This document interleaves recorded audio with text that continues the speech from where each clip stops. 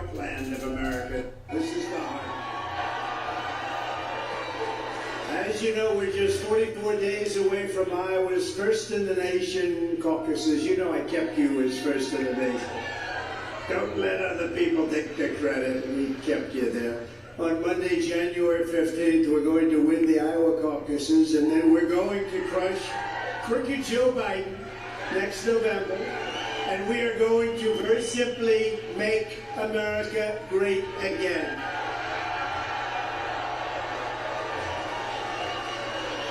Because she has an interstate battery. I want to thank a very special person, a great woman actually, Iowa Attorney General Brenna Byrd. Brenna, thank you very much. Appreciate it. What a job. Done a great job. Thank you very much.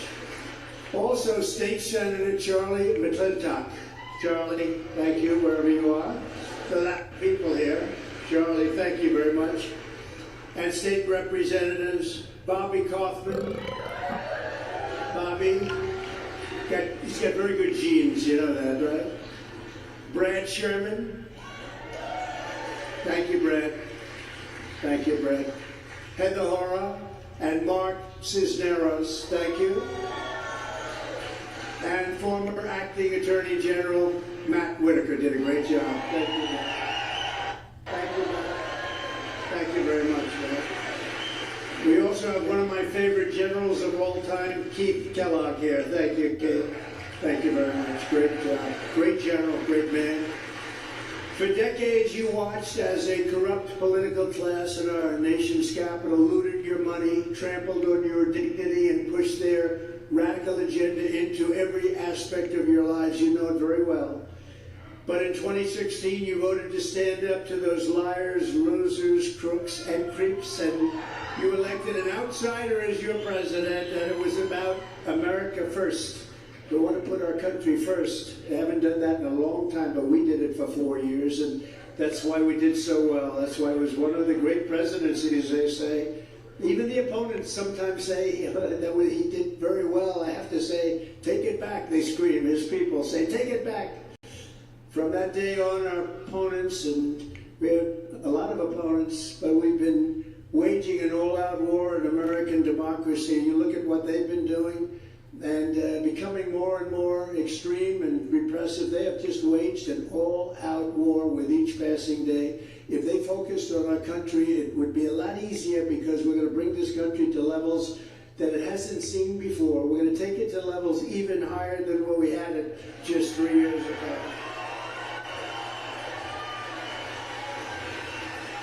For 4 straight years, they tried to overthrow the duly elected president. You know about that. With one hoax, witch hunt, and abuse of power after another. Remember Russia, Russia, Russia. Remember all of that nonsense. All turned out to be fake. Then they rigged and stole the election of 2020. They rigged it and they stole it. And since crooked Joe Biden got in, he's been weaponizing government against his political opponents like a third world communist tyrant. Really no different. You take a look at what's happening, and we're talking about to a lot of people, not just Donald Trump, a lot of people, but we got him. We got this thing. We got this thing.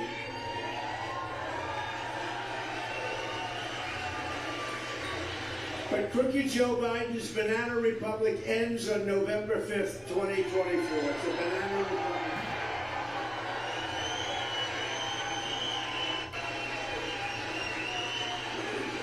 Biden and his radical left allies like to pose as defenders of democracy. You see, he was standing up there not so long ago with the pink and red background. That looked a little bit sinister.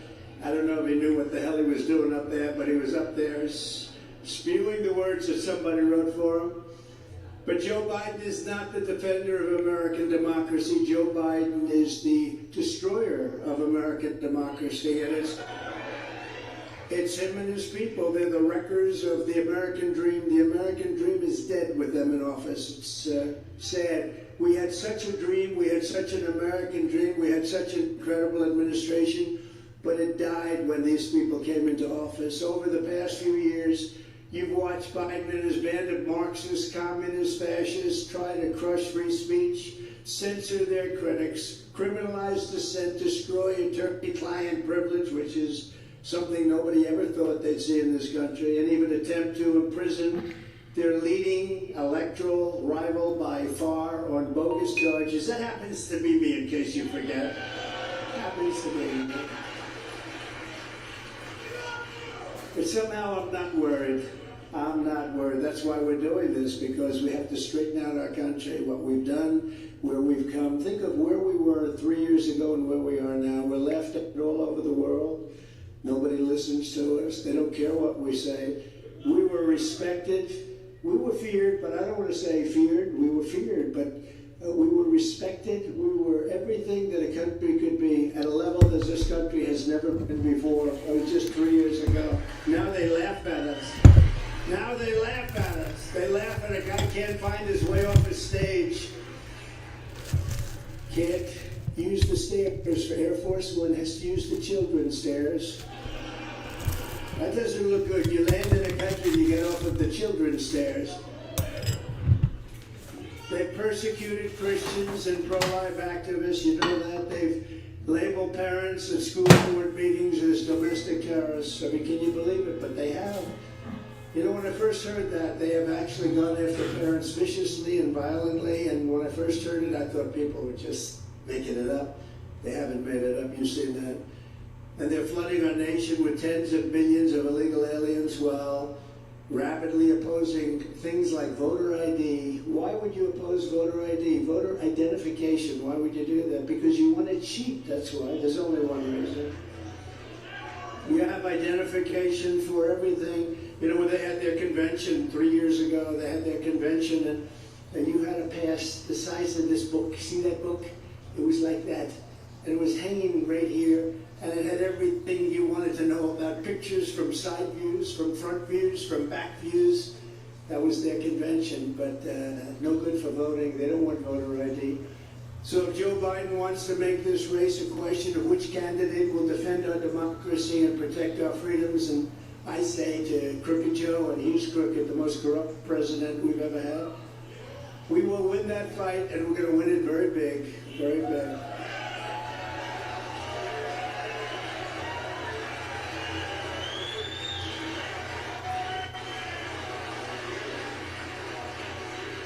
And we just left another section of your great state, and I want to tell you the enthusiasm here, there, all over the place, but all over the country, really. We've never seen anything like it. We did great with 2016. We did much better with 2020. They hate to, the fake news hates to hear that, but we did much better with 2020. Millions and millions of votes more. But the enthusiasm now is even greater than that. I've never seen anything like it, and you understand what I'm talking about, because we have to take our country back.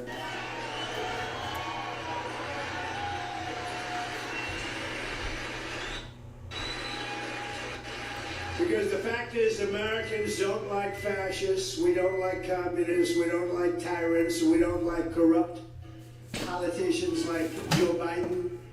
Without question, he's the worst president, most corrupt president in the history of the United States of America, without question. And I promise you this, if you put me back in the White House, their reign will be over and America will be a free nation once again. We're going to be a free nation.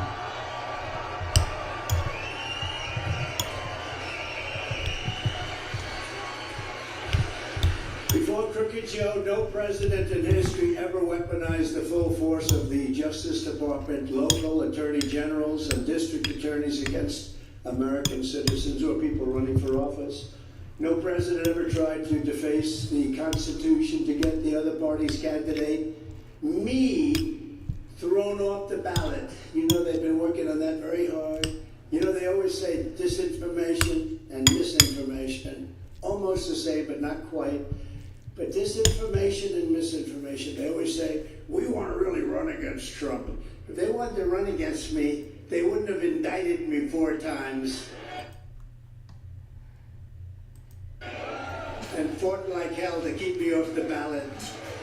But the fake news and the stupid people at the Wall Street Journal editorial board, they said the other day, well, they really want to run against Trump. Look, they said that in 2016 and we won. They said that in 2020, and we did much better than anybody. We got the most votes of any sitting president in history.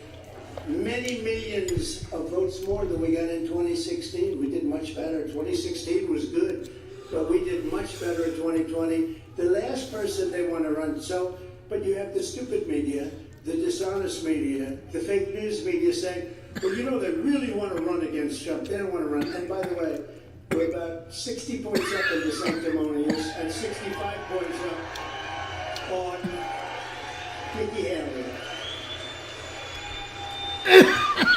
But these attacks on the 14th Amendment are interesting because they had no case, and we won every single one of them. And we've gone before some leftist judges, and we won every single one of them. But they attack and attack and attack, and they think you're going to, you know, we're going to demean. They're going to want to demean and hurt and harm and destroy your reputation so you can't run. But in this case, so far, we got to keep it that way. It's backfired. And to be honest with you, I'm much more popular now than I would have been if they didn't do it. If they didn't do it.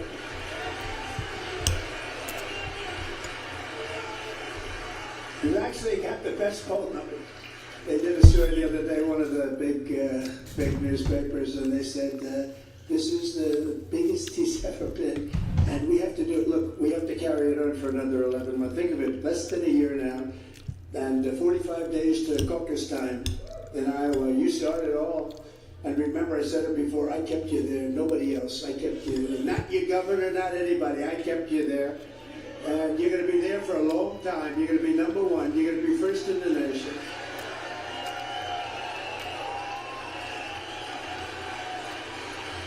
And no president ever sent the FBI to raid the home of his opponent for crimes that he himself actually committed. He committed crimes.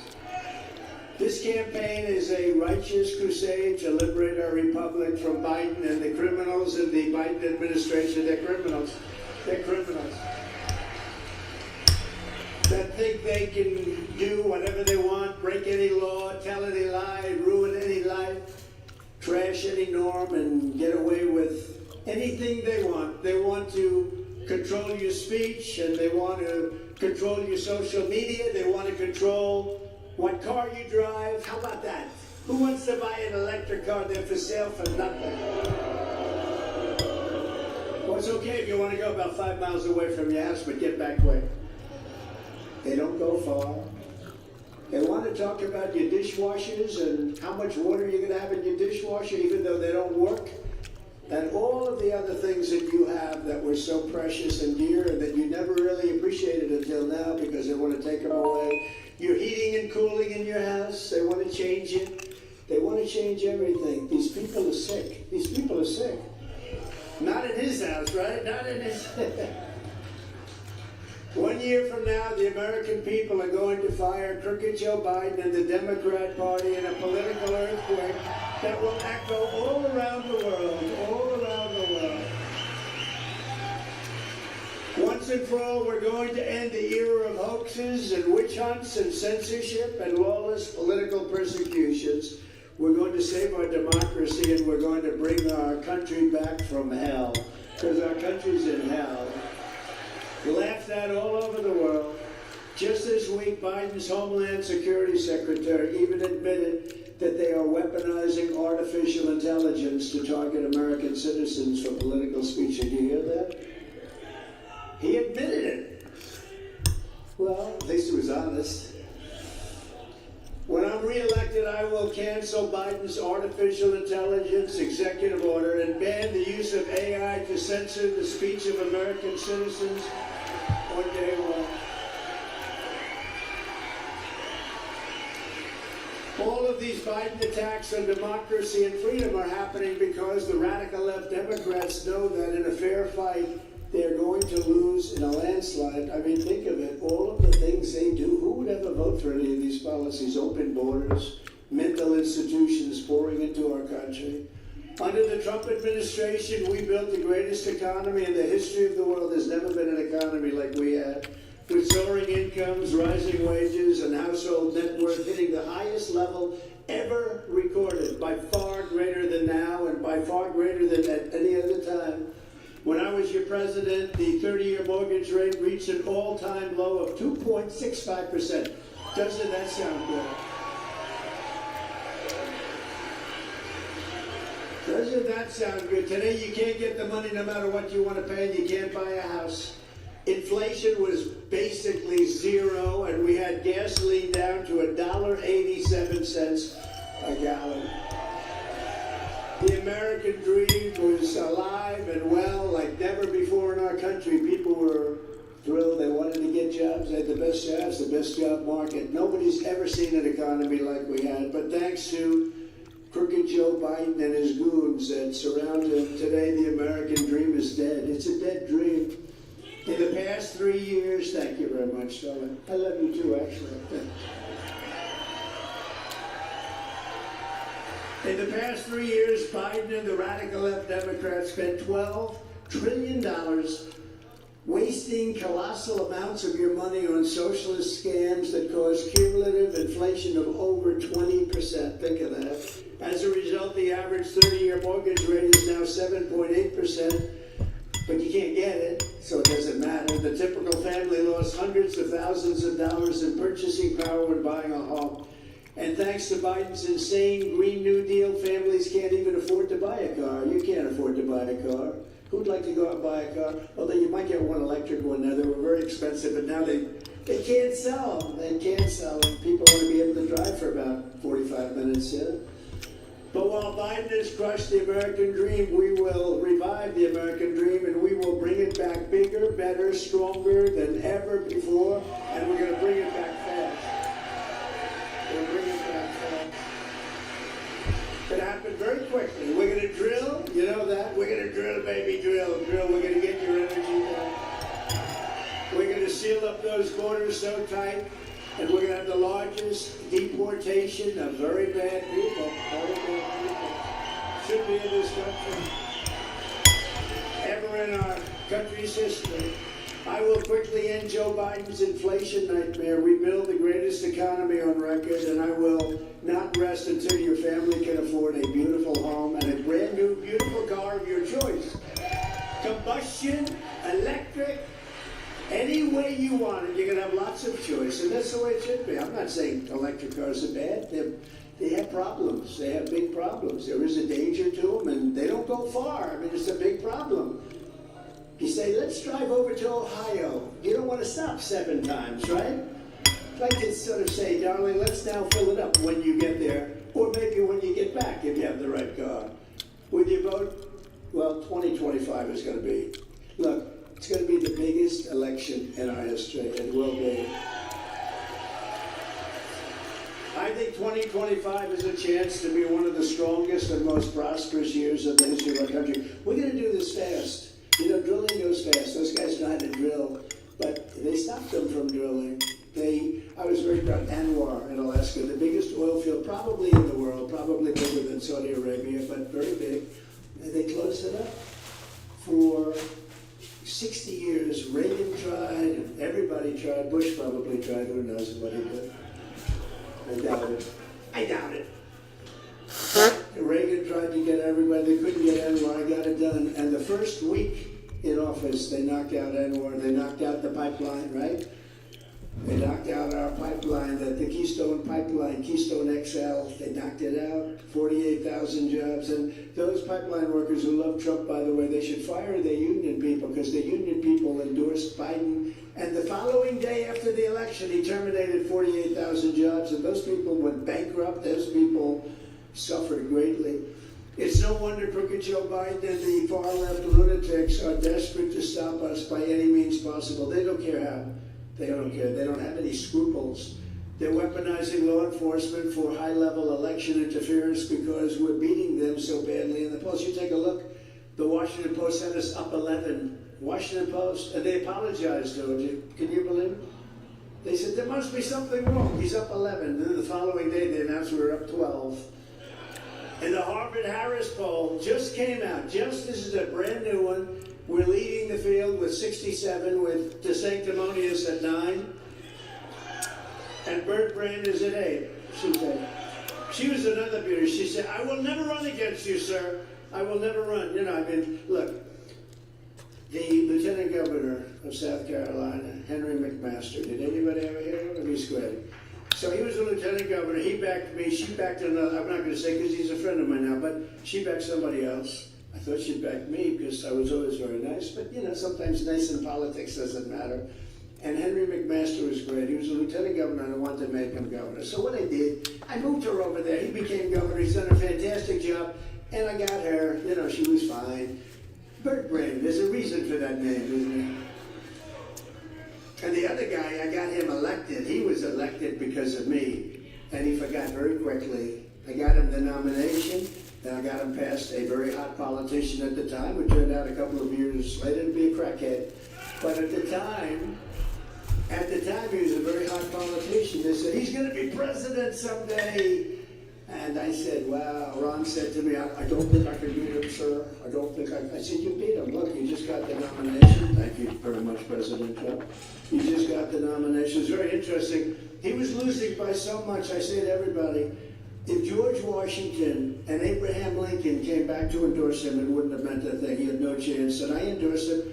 He went up like 40 or 50 points almost immediately, and he ended up winning. The people that he was running against, a good person. I didn't know him, so I didn't feel so guilty. I didn't know. Somebody said he was a rhino, so it makes me feel better. But the person that he was running against was up by numbers that were not beatable. And when I came out and endorsed him, it was a whole different ballgame. And then I got him passed. We did 2 or 3 rallies. I think we had, the lowest crowd was 45, 48,000 people. We had tremendous rallies for Ron DeSanctimonious. That's why I call him Sanctimonious. I should take the D out. Sanctimonious, but I want to have a little relationship to his name. Remember, he tried to change his name. You remember he tried to change his name to Ron DeSantis. It's Ron DeSantis, DeSantis. And I sent him a note. Never change your name in the middle of a campaign. It's not a good thing. But what we did was pretty amazing. We got him elected, and then 4 years later, the press is screaming at him, will you run against the president? And he said, I have no comment. I said, he has no comment. That means he's running. We got to hit this guy. And my geniuses backstage, I get paid all this money. They said, sir, don't bother talking about, because people don't care about loyalty. I said, I think they do care about loyalty. See, I think they do. I think they care a lot about loyalty. And we hit him very hard, and he's been falling out of the air like a very seriously wounded bird, right, to the ground. And it's a very pleasant thing to see. Now, it looks like he's gonzo, but we never want to say that. We got to get this thing finished. I never want to say, you know, on television today, they said the primaries are over. I said, don't listen to that. Don't listen. Nothing's over. I've seen things that are over, and bad things can happen. You got to get to the polls, you got to get to the caucus, and you got to do your job, and we got to win. And then we got to focus on November, and we got to beat this crooked guy that's in office. And I never spoke about him this way. I was respectful, you know, modestly. I can be respectful of this guy. He doesn't know anything. He can't put 2 sentences together. And he's negotiating our nuclear package with Kim Jong-un, who won't talk to him, by the way. He won't even talk to him. North Korea won't talk to him, but he likes me. He likes me. You know, for 4 years, you had no trouble with North Korea, did you? No trouble whatsoever. Started a little bit rough, right? Rocket Man, little Rocket Man. He said, we got a red button on my desk, he said. I said, I have a red button also, but mine's bigger, better, and it works finally. And then, no. And then I got a call from North Korea. They wanted to meet. We met, and we really got along. We got a great relationship. You know, the press hates to hear that. They say when you have a great relationship. It's good to have a good relationship with people that have nuclear weapons and lots of other things. It's not a bad thing. It's a good thing. But we got along, and President Xi, can you imagine President Xi, who's a piece of granite? He's tough and smart. He's at the top of his game, and this guy walks into his office and talks. He walks into his office and falls asleep. That's what happens. You know, I said to President Xi of China, I said, could I ask you a question? Do you have much of a drug problem? No. We have no drug problem. And what do you attribute that to? He said, quick trial. I said, what's quick trial? I sort of knew, you know, but I said, I want to be nice, right? I said, what's quick trial? He said, we immediately give trials to drug dealers and if they're guilty, which is probably about 119%, I would say they don't have a great chance. We execute them. And because of that, we no longer have a drug. They used to have a massive drug problem years ago. You know, every drug dealer is responsible on average for the life of the dealer for killing 500 people. And by the way, destroying families, terribly destroying families. And if we want to get rid of drugs, I'm sorry, I don't know that this country's ready for it. I think you should be ready for it because you take a look. But that's what you have to do with drug dealers, But we're totally dominating Biden in the general election, beating him by 6 points in the Harris poll and a whopping 18 points in some other polls. Can you imagine 18 points? A friend of mine told me he's not in politics. He says, "Could I ask you a question, President? Why? How come you're only winning by 18? He doesn't realize they have certain constituencies that bring them up to like 38 or 39. Actually, brings them up to 38, 39, and he's at 35. So that tells you, in other words, that's pretty bad.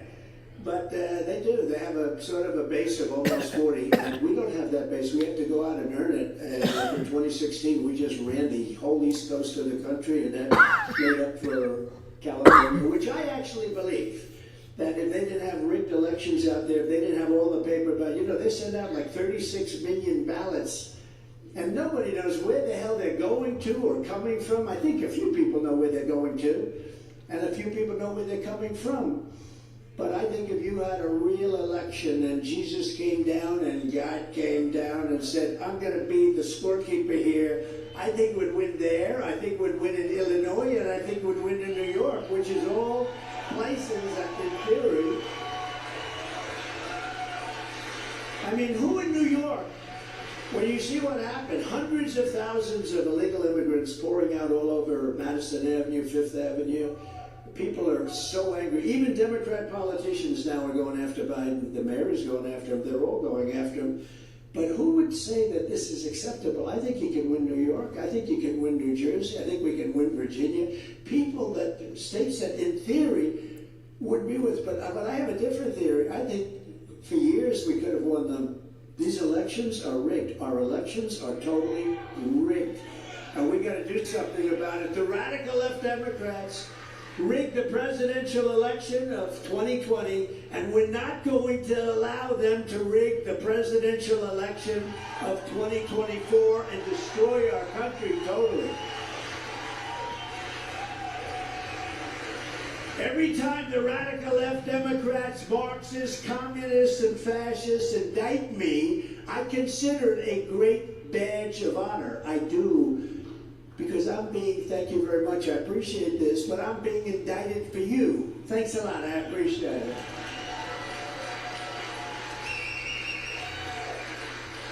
Now, I'm sure nobody in this crowd ever heard of Al Capone. Nobody, who would have? Scarface, right? He's got a scar from here to here, meaning he had, right? This was not from playing tiddlywinks, like tiddlywinks. This was tough stuff. He only got indicted once. He got indicted. I got indicted 4 times because I'm questioning a crooked election. But we're not questioning it. We know the results. We know it. And when we go through courts, if we ever even have to do it, because you have presidential privilege and also, we should never have to do that. But if we do, we want to redo the election. Only from the standpoint, we want that election. We want to look at it very carefully. We have so much information. There was so much corruption in that election. You take a look. It's incredible. Just the other day in Georgia, 3,600 votes that were duplicated so that you had double votes. Almost all of them were for Sleepy Joe Biden, right? Every single vote. You take a look what they do and what they play and what the Democrats have done for a long time, but it's a disaster. And we have to get in and we have to clean it up, and we want to go paper ballots, we want to go voter ID, same day election, no more mail-in ballots. We don't want mail-in ballots. Never forget, our enemies want to take away my freedom because I will never let them take away. I'm never going to let it happen, your freedom. They want to silence me because I will never let them silence you. And in the end, they're not after me, they're after you. I just happen to be standing in the way. That's true. You know, if I wouldn't be running for office, or if I was in 5th place or whatever, oh, I felt badly though. I just saw a poll come out in New Hampshire. Ron is in 5th place. Well, that's a hell of a laugh. That's the guy that's voting for Trump, I'll tell you. He is, he's my friend actually. But that is one hell of a laugh you have. I've never heard that before. But no, he's in 5th place in New Hampshire, but I wish him luck. We wish him a lot of luck. We love disloyal people, don't we? This is far more than a campaign that we're doing. We have everyone involved. This is the greatest political movement in the history of our country, probably the greatest political movement in the history of the world. There's never been anything like it. You know, there was a man, Pat Buchanan, a good guy, conservative guy. And you know, it's not that we're, you know Pat Buchanan, look at that, good guy. Wow, young people, they know. He did well in New Hampshire. He came in, I believe, 2nd place to Bush. He came in 2nd place, and that gave him a massive career. I mean, it was an amazing life he had, and he's an older guy now, but that gave him like an amazing political career. He was a great pundit. Came in 2nd place in one state. We've won everything. We've won everything, including the presidency. We actually won the presidency twice, but we've won everything. And for the second time, I won every state. I won every single state in the primaries, and then went on to get many millions of votes more than we did the first. The totally corrupt New York Times said to me, somebody asked me a question, what went wrong the second time? I said, what went wrong? We got millions of more votes. You know what went wrong? The election was crooked. That's what went wrong. And who would have thought it would happen? I campaigned. I did like 7 rallies in one day. I did like 5 rallies. And these are big rallies. These are big. And this is just for our friends. We're going to start the rallies when it gets a little bit warmer. Because honestly, you have no place where you can even have them. Because we'll get 50, 60,000 people. And then we know, because those are front row shows. Am I right? But we're going to start them when the weather gets a little bit warmer. But now, in all fairness, that's not going to help you because you've got January coming up.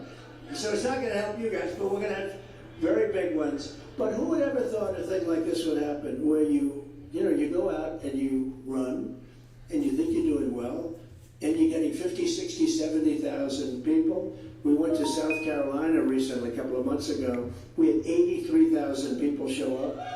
We went to Texas, we had over 100,000 people. So you go home and you think you're going to sit down, watch television, and watch this great election. Now, that happened in 2016 because we got them unprepared. And they said, we'll never let this happen again. We're never going to let it happen again. Hillary Clinton said, why didn't they do that for me? And they actually tried. What happened is they had no idea the level of popularity that we had. That's what happened. They did try. They underestimated us. These are very dishonest, very crooked people. But with your help, we're going to keep fighting for Iowa families. Nobody's fought more for the farmer than I have. Nobody's fought harder for Iowa. Nobody. There's nobody. Together, we ended the NAFTA disaster, the single worst trade deal ever made in our country, and replaced it with the best trade deal ever made in our country, the USMCA. It's the best deal ever made. In fact, so good that Mexico and Canada want to renegotiate the deal right now. And I would tell our people in Washington, don't do it. We suffered with NAFTA for decades. It was such a horrible deal. Do you know they made typos in that deal? Nobody knows this. They made typos. What numbers? The numbers were much bigger. They say they were typos. They didn't even change them. They just accepted them. For years and years, we paid much more because of typos that were made that nobody wanted to go back and correct. Legally, you're out to correct a typo, but nobody wanted to do it. Nobody wants to talk about that. The worst deal we ever had, NAFTA, probably the best deal we made was the deal I made with China, but I don't talk about it because of COVID.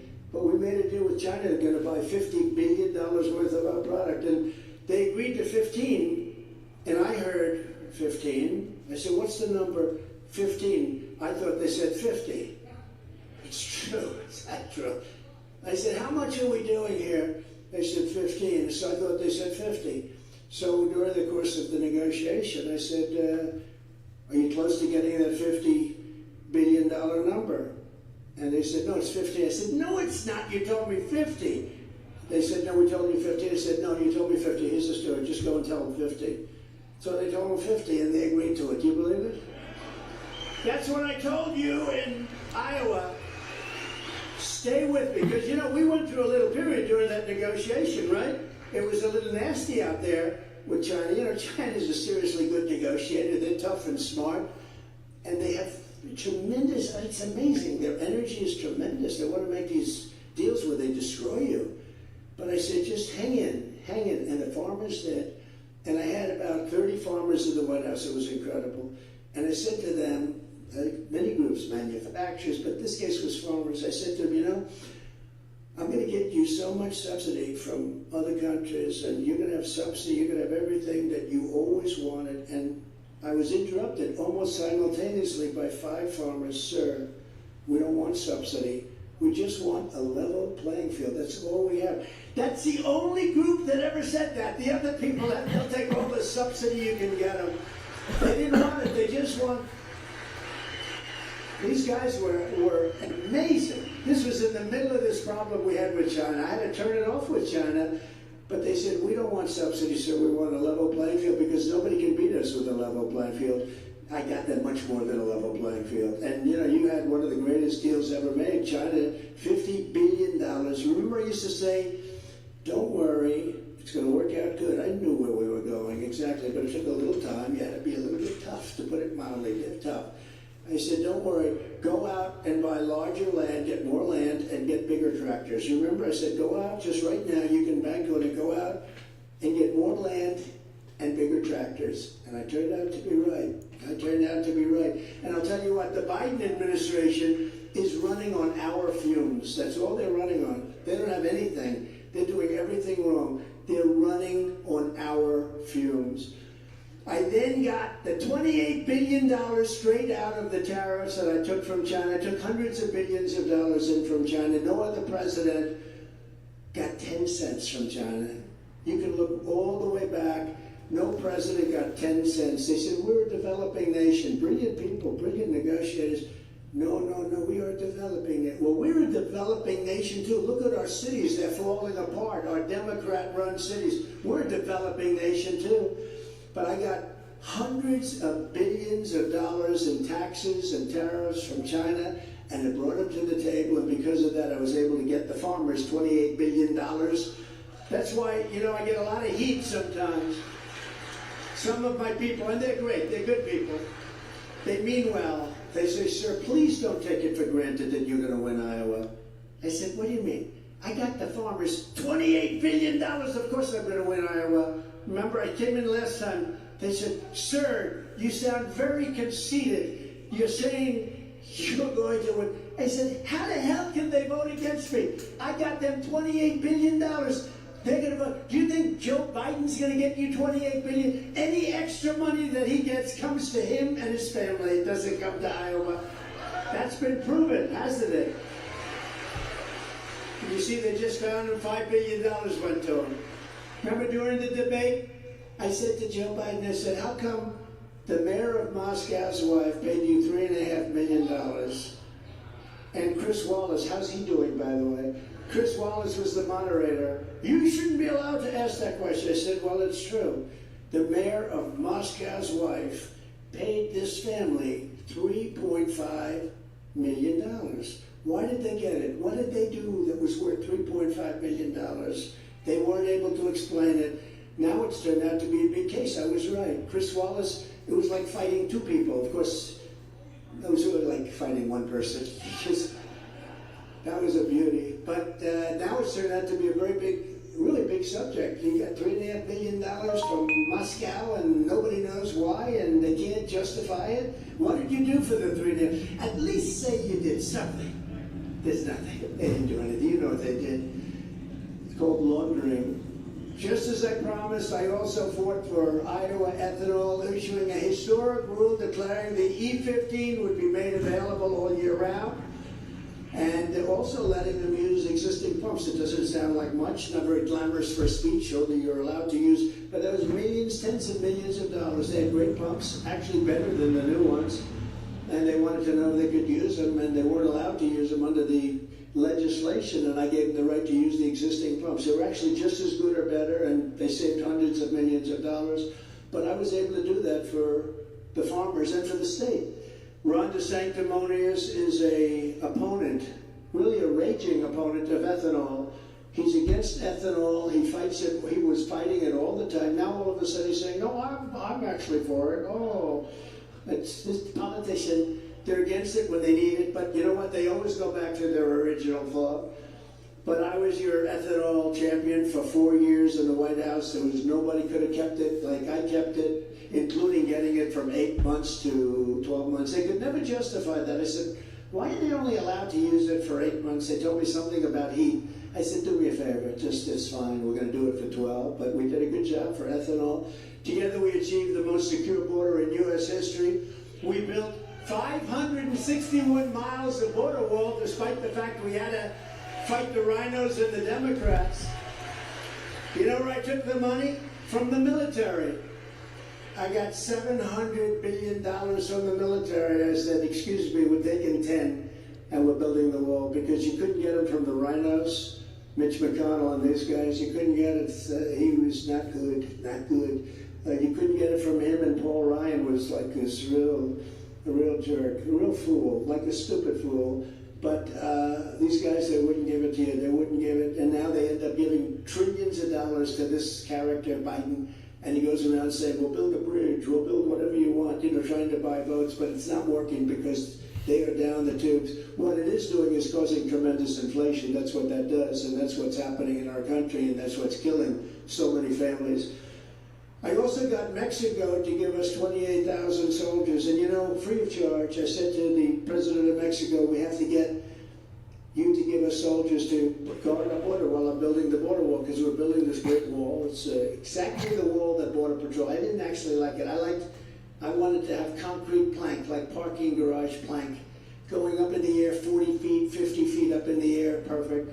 But the Border Patrol didn't want, they had to have steel on the outside, they wanted concrete, and then they wanted rebar, they wanted different materials, and they wanted to be able to see through. You had to be able to see through. So I built it as they wanted it, everything they wanted. It was actually more expensive doing it that way than my way. And it was amazing how successful it was. And, for those people that like to say, "Oh, but he didn't get Mexico to pay for it." Not the whole thing. There was no mechanism. So what I did do is I got 28,000 soldiers from Mexico, and that's much more expensive than having them pay for a piece of the wall. And it was very interesting because they said, "We will not pay for that. How can you ask us for a thing like that?" I said, "No, you're going to pay for it. You have to pay for it." No, we're not going to do it. The president, who I have a lot of respect for, I really like him, even though he's a socialist, that's okay.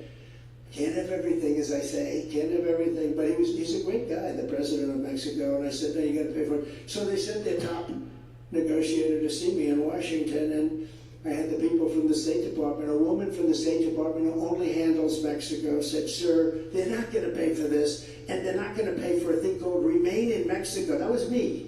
Remain in Mexico was a Trump deal. They were all Trump deals, everything. We had 10 things. I said to Border Patrol, these people are incredible people, by the way, ICE and Border Patrol. I said, "Give me the 10 most important thing that you need from Mexico and from the other South American countries." They gave me 10 things, all of which were impossible. Catch and release in Mexico, as opposed to, catch and release is we catch them, release them into the United States. I said, "No, we catch them and release them into Mexico." I got everything. But I said to them, you have to give us 28,000 soldiers free of charge. And he laughed at me like I was like a fool, like being called a fool. He laughed at me.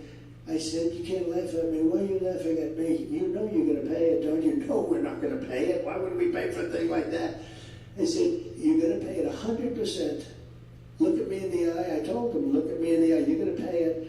"No, we're not." I said, "Yes, you are. Here's what we're going to do. It's Friday now. On Monday morning at 7 o'clock in the morning, every car and every product that Mexico makes coming into the United States will have a 25% tariff on it, which is far more money than you're talking about for the soldiers, who you're paying anyway. So you're going to either do it or that." "Sir, I'd like to make a phone call. Please come back quickly." He came back within 5 minutes. "Sure, it would be our great honor to give you 28,000 soldiers, to have a policy of remain in Mexico, to have catch and release in Mexico, and 7 other things that were, frankly, in many cases worse. And we had the safest border in our history, and it wasn't really that tough. I appointed nearly 300 federal judges and 3 great Supreme Court justices. That was a big deal. I kept my promise, recognized Israel's eternal capital, and opened the American embassy in Jerusalem. Nobody thought that was possible, right? I also recognized Israeli sovereignty over the Golan Heights. So horrible what's happening in the last 6 weeks. Think of it. You go back 3 months, 4 months, but go back 3 years. This is an impossible. This would have never happened. What happened, the attack on Israel would have never happened. Iran was broke under the Trump administration. They were broke because I wouldn't allow any country to buy oil. China, I wouldn't allow them. I said to President Xi, if you buy oil, you're not going to do business in the United States, and I'm going to tariff you at 100%. He said, like you said, we're not doing any business with Iran. Same thing with many countries, France, every country. I said, any country, India was a big one, they were a big buyer. Any country that does business with Iran is not going to do any business with the United States, and any goods that you do send in, we're going to tariff you at 100%. So they did virtually no sales of oil, and they were broke. They were broke, and they had no money for Hamas, and they had no money for Hezbollah. They had no money for any of these mini terrorist organizations. Now they're very rich because Biden lifted all of that stuff off. We would have had a deal. If the election weren't rigged, we would have had a deal with Iran within the first week I was back in office. They were ready to make a deal. They were broke. And a Democrat politician last week said on, I think, Deface the Nation, she'll go deface. Ladies and gentlemen, Donald Trump will deface the nation. Because sometimes referred to as face the nation. I like deface the nation. But it was on that. Another one was on Meet the Press. I call that one Meet the Fake Press. But they said, well, I will admit one thing. Under President Trump, Iran was broke. Because Iran is the problem, because they have all the money. So not only did we give them $6 billion for 5 people, hostages, or whatever you want to call them, that shouldn't have been there, by the way. They shouldn't have been there. But we gave them $6 billion. Think of that. And then we gave them $10 billion for electricity going to Iraq. I don't know if you know about that, but they sold electricity to Iraq, and we gave them 10. So we gave them 16. And everyone's just, oh, that's so much, and that's peanuts. We gave them $250 billion in the selling of oil. They're selling millions and millions of barrels of oil to China, to India, to all these countries that weren't buying under the Trump administration. Took off all of the sanctions and all of the verbal thrashings that I give these people. I said, if you want to do that, you're not going to do any more business in the United States where they make a lot of money. So we had it done. It was a done deal, and then we had the bad results with the election. Horrible, horrible results. What a different country when you think about it. I'm just staying up here talking to you just like I've got 3 people in the room. You know, what a terrible thing has happened to our country over an election. Over an election. Think of our country would have been, we would have had no inflation. We wouldn't have had the surrender in Afghanistan, which was probably the worst and most embarrassing day in the history of this country that the fake news doesn't talk about. They never talk about it anymore because they're really bad. They're fake. It's not what they say, it's what they don't say, because what they don't tell you is far worse than what they tell you. But we would have had a much different country. We would have continued to have the greatest economy ever. But we're going to bring it back. I withdrew from the disastrous Iran nuclear deal. That was one of the biggest things I did for Israel, but nothing happened with it because they didn't, when they withdrew, you're supposed to make a deal. They were broke, they withdrew, you were supposed to make a deal. And with the historic Abraham Accords, I even made peace in the Middle East. We could have peace in the Middle East. So for 4 straight years, I kept America safe. I kept Israel safe. I kept Ukraine safe. None of this stuff would have happened. And I kept the entire world safe. And we will again as the 47th President of the United States. We'll do it again.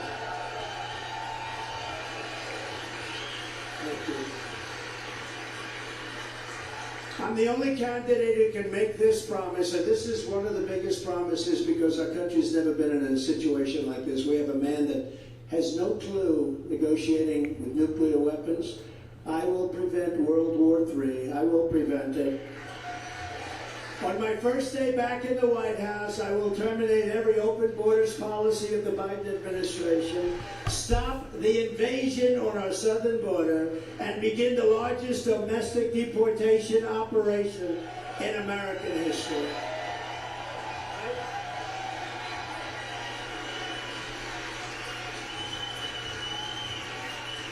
Does anybody want to hear the snake? Do you know what the snake is? Do you want it? Does anybody know what the snake is? It's something, there was a song written many years ago and changed it around a little bit. Should I say it or not? I don't know. Madam Attorney General, should I do the snake? Okay, if the Attorney General wants it, I'm doing it. She's great. So this is really a metaphor. This is a situation that's happening on our border and elsewhere, where we're allowing people to come into our country that are very dangerous. And it's really, I think, perfect. And unfortunately it's true, because we're waiting for disasters, the likes of which we probably have never seen before. China, just recently we found out 27,000 people come in, all young men, no wives, family, and children, all young men. What are they, building an army in our country? Other countries from South America, but countries from all over the Middle East are pouring into our country. A lot of bad things are going to happen. A lot of bad things. This is not good stuff. It's a disaster waiting to happen. So remember that when you're hearing these words. On our way to work one morning, down the path along the lake, a tender-hearted woman saw a poor, half-frozen snake.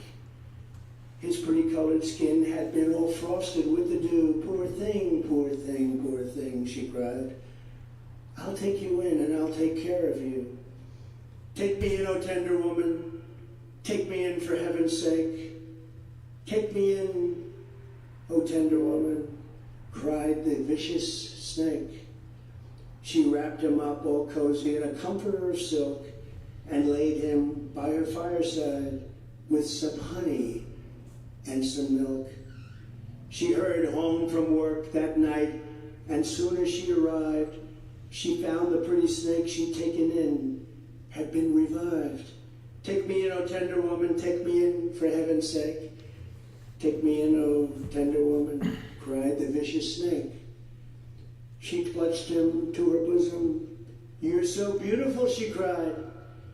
But if I hadn't brought you in by now, you truly would have died. She stroked his pretty skin again and kissed and held him tight.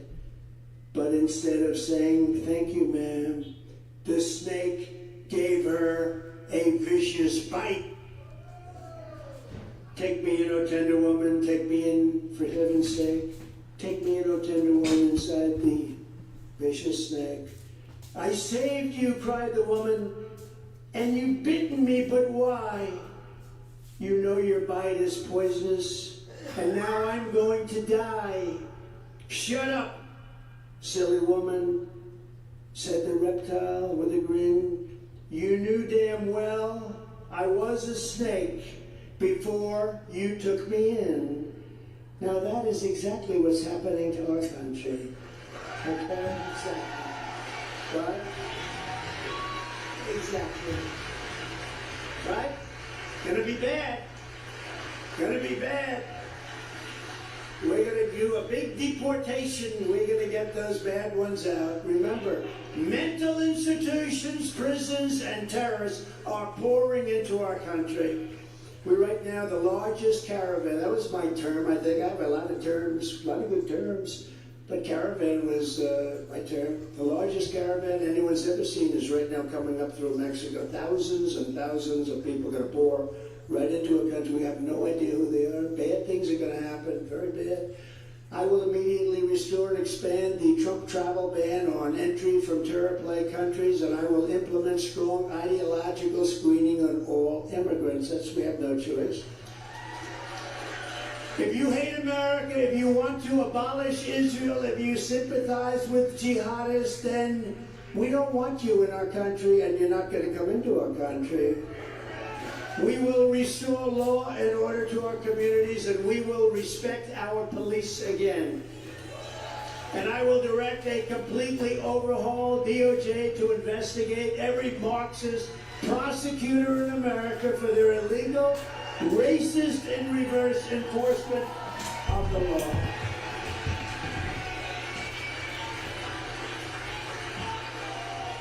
We will take over our horribly run Washington, D.C. It is horribly run. Have you seen it? It's filthy, dirty, with graffiti all over the most beautiful marble columns, magnificent columns built 200 years ago, 100 years ago. They're loaded with graffiti at levels you've never seen. The roads are disgusting. They're like driving over garbage. And we're going to clean it up, renovate it, and rebuild our capital so that it's no longer a nightmare of murder and crime. Last week, 3 people were killed. Every week, people are killed. Every night, people are hurt badly. They go to Washington. They're proud of their country. They come out. They're frightened. They go outside. They can't go outside. You can't. If you go outside, you're making a big mistake. This is our capital. It's never been like that. You know, when I left, it was different. It was much different. But years ago, it was really amazing. Now what they're doing, you know, I wouldn't allow anybody to park on put their tent up on our lawns, our beautiful parks. Now the parks are loaded up with tents, and they're loaded up with homeless. We have to help the homeless, but we can't destroy our capital. We're going to rebuild our capital. We're going to make it so beautiful. It's going to be the most beautiful capital in the world. And unlike Ron DeSantis, I will protect Social Security and Medicare for our great seniors. They deserve it. Why are we doing this? There's so many ways we can make money. Drill. Much more money than we're talking about. We drill. Got more liquid gold than anybody in the world. We're also going to fight to give much better health care than what you have right now. This is a newer subject, but Obamacare is a disaster. And I said, we're gonna do something about it. I saved Obamacare when we got John McCain's negative vote. You know, he voted against it after campaigning for many, many years. He said, thumbs down. It was an amazing night. But we're gonna fix it because it's a catastrophe for family budgets. Even Elizabeth Pocahontas Warren, have you ever heard of her? Now she's Pocahontas because of her great Indian heritage. She even said that it needs to be fixed. Pocahontas said it has to be fixed, so we're going to fix it. We're in open enrollment. You know, we have an open enrollment season right now on Obamacare, and everybody's seeing how staggeringly and brutally expensive their plans have become, right? They're like crazy what's going on with the plans, the way they're up. They're not affordable. Under this complete and total Democrat-created disaster, a family of 4 is paying over $1,500 a month for health care plans with a $10,000 deductible. $10,000, you know, you're going to be hit by a truck. That's a big deal. $10,000 deductible. So you get nothing, basically. You're paying into something, you get nothing. A 60-year-old couple is paying $2,000 a month with that big deductible. We're going to make it much less expensive for people. We're going to make it much better care. And we're going to give far more options to American patients. And we're not looking to save. We're looking to help people. You know, they said, oh, I'm going to attack Obamacare. I'm not attacking it. When we had Obamacare, I fixed it and made it work. But I also made the statement, it will never be any good. It will never be any good. And it is no good. We're going to give you great health care. That's what we're going to give you. On day one, I will sign a new executive order to cut federal funding for any school pushing critical race theory, transgender insanity, and other inappropriate racial, sexual, or political content on our children. And I will not give 1 penny to any school that has a vaccine mandate or a mask mandate.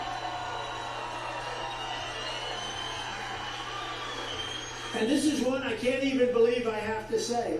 I will keep men out of women's sports. Do you believe it? I will fully uphold the Second Amendment, and I have done that. I will protect innocent life. We will restore free speech. We do not have free speech. And I will secure our elections. Our goal will be, as I said before, one-day voting with paper ballots and voter ID. It's very simple. And by the way, do you know how much money you save on the machines? You'll be spending 1/10 or less to get better elections, safer elections. But until then, Republicans must win so I can get that job done. If you want to save America from crooked Joe Biden, then get every patriot you know, make sure they're registered Republicans, and get them out to vote their local precinct caucus at 7 p.m. So it's 7 p.m. on Monday, January 15th, Martin Luther King Day, and get out there and do a job. Do a job.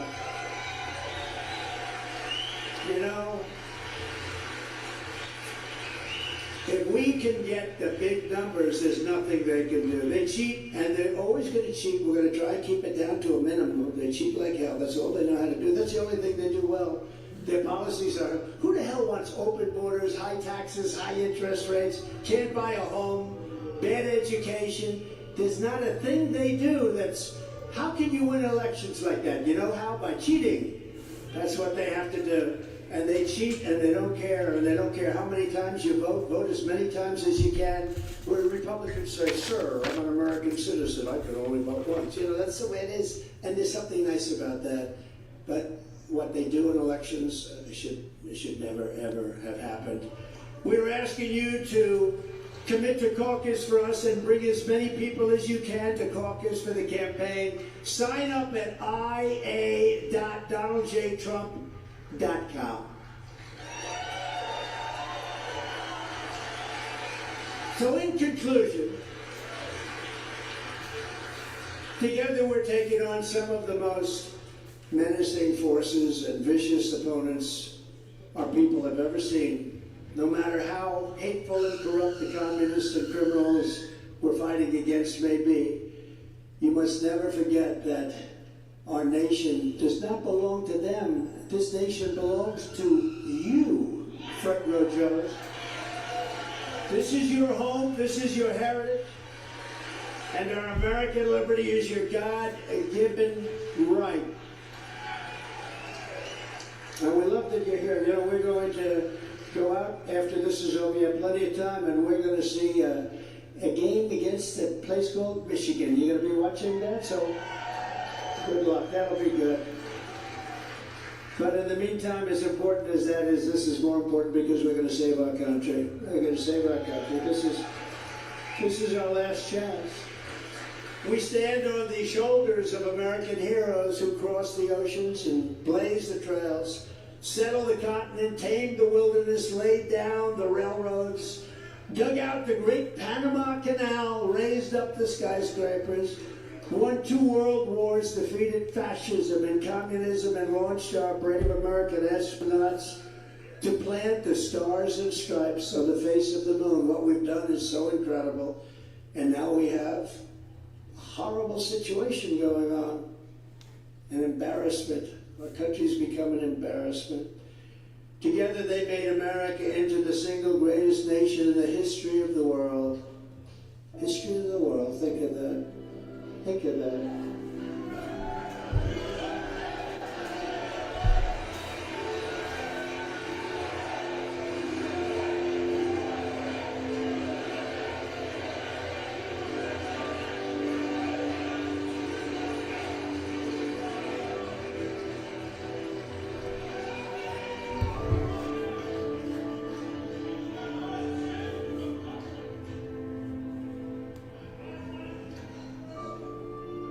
But now, we are a nation in decline. We are a failing nation. We are a nation that has the highest inflation in 50 years, where banks are collapsing and interest rates are skyrocketing. Likewise, we are a nation where energy costs have reached the highest in history. We are no longer energy independent or energy dominant as we were just 3 short years ago. We are a nation that is begging Venezuela and many others for oil. Please, please, please, Joe Biden says, please help us, please, please. And yet we have more liquid gold under our feet than any other country anywhere in the world. We are a nation that just recently heard that Saudi Arabia and Russia will be reducing their output of oil and substantially increasing the price, and met that threat by announcing that we will no longer be drilling for oil in large areas of Alaska and other parts of our country. We are a nation that is consumed by the radical left's Green New Deal, yet everyone knows that the Green New Deal is fake and will lead to our destruction. We are a nation whose leaders are demanding all electric cars, despite the fact that they can't go far, cost too much, and whose batteries are produced in China with materials only available in China, when an unlimited amount of gasoline is available inexpensively in the United States, but it is not available in China. And now we are a nation that wants to make our revered army tanks, they are revered, they're the best in the world, they want to make them all electric, so that despite the fact that they are also not able to go far, fewer pollutants will be released into the air as we blast our way through the enemy territory. And they also want to make our jet fighters with a green energy stamp, losing 15% efficiency, but allowing us to keep our enemy's atmosphere clean of pollutants while we viciously and unceremoniously attack them at levels no one's ever seen before. We are a nation that ended oil exploration and production in the United States just as the price of oil reached an all-time high. What other country would do such a foolish and self-destructive thing? We are a nation that surrendered in Afghanistan, leaving behind dead soldiers, American citizens, and $85 billion worth of the finest military equipment in the world, and also leaving behind Bagram, one of the biggest military bases in the world, and only 1 hour away from where China makes its nuclear weapons. Why, oh why, oh why? And we are a nation that allowed Russia to devastate Ukraine, killing hundreds of thousands of people, and it will only get worse. It would never have happened with me as your president, and for 4 straight years it didn't happen. Likewise, the recent attack on Israel would never have happened. They wouldn't even have thought of doing what they did. Iran was broke under the Trump administration. They didn't have the money to fund Hamas and Hezbollah. They didn't have the money to fund themselves. They were going to make a deal, and it was going to be a great deal for us, and it was going to keep the world safe.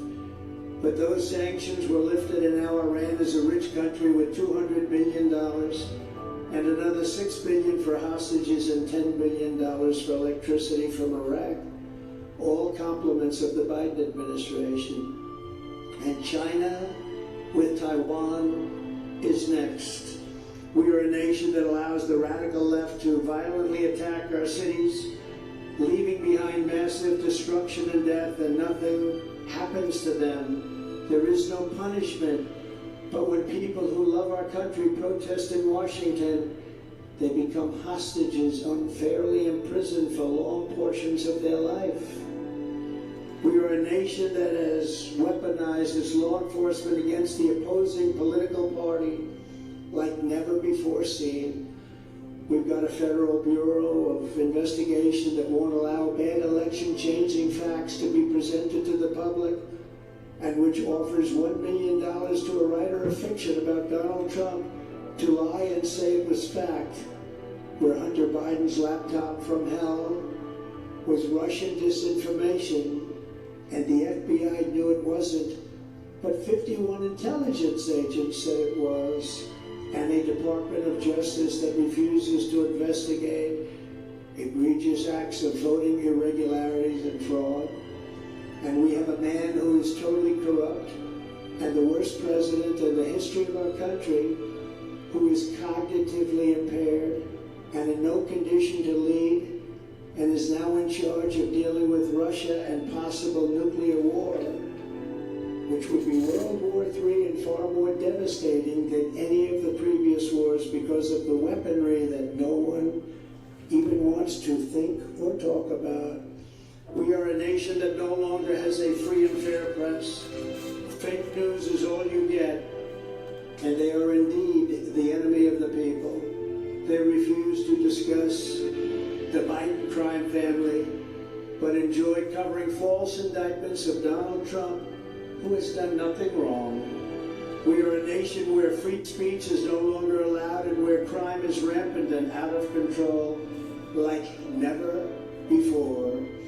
We are a nation that is allowing Iran to build a massive nuclear weapon and China to use the trillions of dollars it has taken from us to build a military to rival its own. What a sad state of affairs. And less than 3 years ago, just think of it, we had Iran, China, Russia, and North Korea in check. They weren't going to do a thing against us, and everyone knows it. They respected us like they never respected anybody before. Now Russia and China are holding summits to carve up the world. And perhaps most importantly, we are a nation that is no longer respected or listened to on the world stage. We are a nation that in many ways has become a complete and total joke. And we are a nation that is hostile to liberty, freedom, and faith. We are a nation whose economy is collapsing into a cesspool of ruin, whose supply chain is broken, whose stores are not stocked, whose deliveries are not coming, and whose educational system is ranked at the bottom of every single list.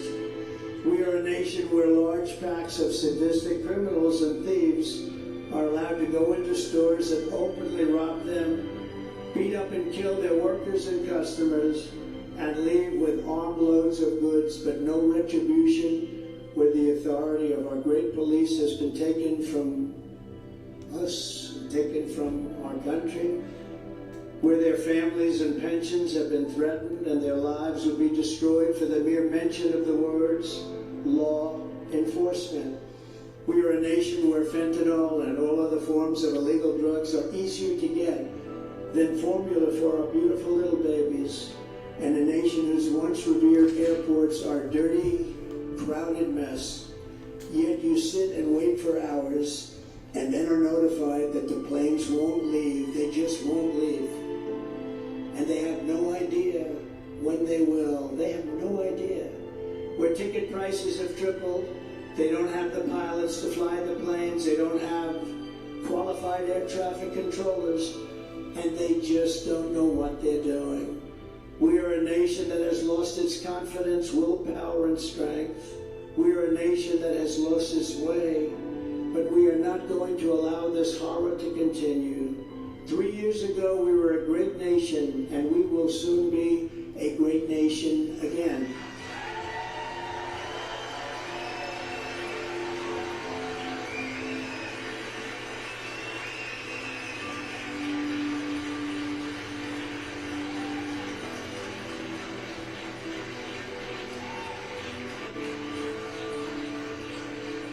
It was hard-working patriots like you who built this country, and it is hard-working patriots like you who are going to save our country. We will fight for America like no one has ever fought before.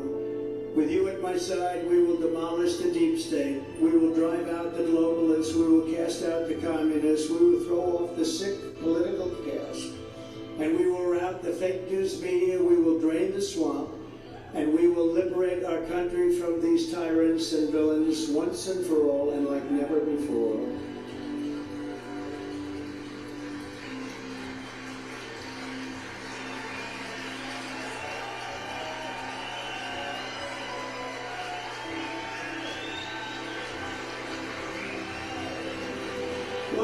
patriots before us, we will not bend, we will not break, we will not yield, we will never give in, we will never give up, and we will never, ever back down. With your support, we will go on to victory, the likes of which no one has ever seen before. We will evict crooked Joe Biden from the White House, and we will take back our country on Election Day 2024. The great silent majority is rising like never before, and under our leadership, the forgotten men and women will be forgotten no longer.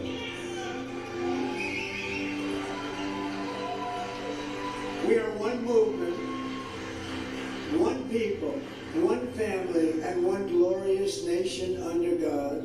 And together we will make America powerful again. We will make America wealthy again. We will make America strong again. We will make America proud again. We will make America safe again. And we will make America great again. Thank you very much, Iowa. God bless you. God bless you, Iowa. Thank you. God bless you all.